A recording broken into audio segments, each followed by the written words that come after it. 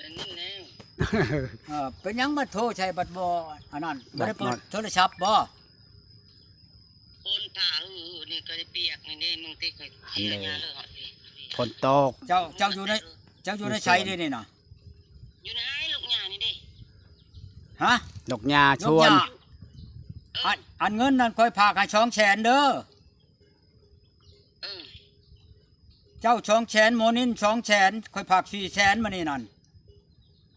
มันจะมาให้จักโมงมันเมื่อแต่หน้ามันสิแวให้เจ้ามันบ่จักโมงแล้วมันเมื่อแต่หน้ามันก็บ่เกินได้4-5 โมงนี่แล้วมันสิแวให้เจ้าอยู่เฮือนไดเขายังเคลียร์หญ้าให้ดอกมีคนอยู่ไผจะบอกว่าจะแวให้เพิ่นลูกมันอยู่กันเด้อตุ๊กผู้ชายบ่ยากดอกคันบ่ได้มื้อนี้ก็บ่อื่นค่อยก็บอกมันให้มันมาส่งให้ดอกอยากใส่นี่มึงติคงยืมมึงเช้าดิ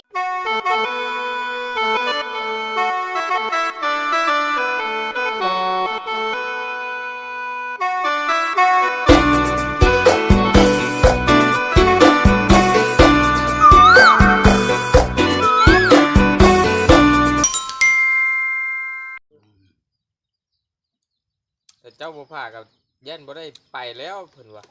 บ่มีเงินค่ารถบ่ค่ารถเพิ่นสิมาถึงลูกคนนึงลูกคนนึงผู้หญิงหรือผู้ชายได้ลูกเพิ่นชักเด้อนี่ก็ดื่มถามได้ถามเนาะประมาณ2 ปีนี่ละ2 ปีปลายลูกคันได้ว่าซั่นล่ะแล้วบัดนี้เพิ่นสิให้ภาครายมันได้อีกเพิ่นว่าจักแล้วนั่นแล้วแต่ทุกจานคุยกันก็เพิ่นเนาะพี่ไปแล้วบัดนี้ไปพากเงินให้เขาแล้วมื้อนี้ไปพร้อมกันเด้บ่น้อมไปพร้อมเดียวเนาะไปพร้อมเดียวออกนอกพุ่นวันศุกร์นี่เด้เพิ่นว่าน่ะหมู่นี่วันสิมามื้อนี้พากเงินมาใช้อันเขาซื่อๆดอกอันรับเงินเขาไปอันนั้นไปซอยดองเขาเช้านี้ว่าซั่นซอยดองก็ลาวครับฮะลาวบ่บ่มีเงินซอยดองก็บ่ได้กินเด้ทุกจานไปซอยแล้วก็มาแล้วก็มื้อไปเวียกว่าจะไปให้แล้วว่าอันใดบ่ได้นั่งกินน้ำหมูซะซอยซื่อแล้วก็มาซอยซื่อก็มาเราเวียกหลายเด้ทุกจานเอ้ยเราคนดุคนขยันเด้แล้วอยู่กับไผอยู่ลูกบ้านเรามาพี่นะไผอยู่ลูกเราบ่อยู่ลูกเราอยู่ลูกเราผู้นึงผู้ชายใหญ่แล้ว14 ปีพอสิเป็นเสาหลักของครอบครัวแหละเราก็ตอนนี้เรายังเป็นเสาหลักครอบครัวอยู่เมียน่ะลูกเราก็สิคอยแบ่งเบาภาระนะต่อไปก็สิเป็นลูกนั่นแหละแล้วสิมานอนจะคืนนี่เนาะนำโทรหาลาบ่เนี่ยจักแล้วนี่ก็ว่าสิมานอนหรือบ่ก็บ่จักคือกันสิมากลับได้บ่ผมมานอนจำเราแล้วเราจะเบิ่งมาเบิ่งมันหรือจันคุยกันเด้น่ะที่นอนนี่แหละเบิ่งเฮากำลังสิออกไปพากเงินให้เด้ออันชุบปิดโทรศัพท์เด้อเฮาออกไปแล้วสิโทรหาแล้วชงอันเบอร์นิดมาให้อันเบอร์นั้นมาให้เฮาเด้ออัน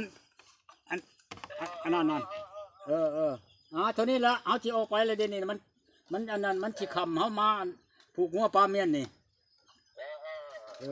เท่านั้นละอันนี้หมอนี่แหละหาผู้สาวให้นะโอ้ยมันเฮาเห็นฮอดเฮือนฮอดหยังมันได้นี่ผู้นี้ฮะเฮือนมันเฮาก็เห็นลูกมันเมียมันฮอดหน้ามันพุ่นแหละหมอนี่โอนให้ผู้นี้ตั้งหากแล้วก็โอนให้ผู้สาวตั้งหากโอ้ยุงให้ยุงหมอโอนให้ผู้นี้เบิดแล้วให้หมอนี่เอาไปให้ผู้สาวบ่แม่นว่าสิโอนให้ผู้สาวตีให้มันตายก็บ่ตีผู้สาวตั้งหากเฮาบอกก็จำนะเท่านั้นให้ผู้สาวเท่านั้นให้มันนะค่าน้ำมันรถเขามาเอาให้นะแล้วก็ให้ผู้สาวแน่ซะนะสิโอนไลน์เว้ยมันก็บ่กลับเด้มาอยู่เลยแล้วแต่เขาเนาะแล้วแต่เขานั่นตู่จานแล้วแต่เนาะแล้วแต่เขาเนาะน้อยของว่าเรื่องการแต่งนี่ครับบ่ออกพรรษาแล้วเฮาบ่แปลงบ่ปัวเนาะขอไปก่อนเนาะบ่แล้วเอาออกพรรษาก่อนก็เมื่อคืนก็บ่ติดเบอร์เน็ตก็บ่ติด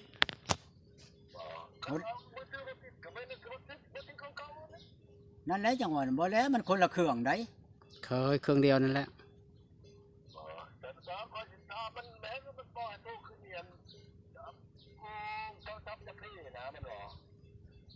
ยังว่าแล้วคันว่าเมื่อ เฮาไปนั่นเมื่อวันศุกร์นี่ก็สิไปเฮ็ดแบบนี้จะบ่ได้ดอกเฮาไปบ่ฮอดไปฮอดก็จักสิโทรจักสิติดต่อกับไผได้เฮ็ดแบบนี้น่ะ ก็แม่นนั่นแหละ อืม คอยโทรบอกโทรคอยเมื่อแรกคอยสิบอกเอา ผู้จักอยู่แล้วติเฮือนมันเนาะ โอ้ยอยากเลือกเทียบทางเลย แถมทางกระจำกระเดามันเป็นอะไรเฮาก็สิไปชูตัวแล้วไปหามันน่ะ เออ ทางเบิ่งซะก่อน เออ มันว่าสิมาบ้านปุ้งมื้อวันศุกร์นี่เฮาสิไปชูอยู่หันเฮาสิไปตั้งแต่5 โมง 4 โมงพุ่นน่ะมื้อนั้นน่ะให้มันแจ้งอยู่พุ เออ อันนั้น เขา พุ่น เดียวแล้วก็บะอันไปมาถึงอย่าง อันนั้นแหละจังหวะ แม่นเขาเดียวอีก นั่นแหละโทษใช่มันแน่ ขี่รถใช้ทางอันนี้เจ้าโทรรถทางมึงครับมันจะขี่รถใช้ทางแม่นเลย เอาขี่ก็ขี่ออกไปฮอดอันบ้านปุ้งมันซื่อ ด่า ๆเออ แล้วจะทับมึงครับนั่นแหละ เฮาเว้ากันแล้วกับมันน่ะมันสิให้ลูกมันไปส่งบ้านปุ้ง เออ รถจักรเขาก็มี เอาแล้วไปส่งมันง่าย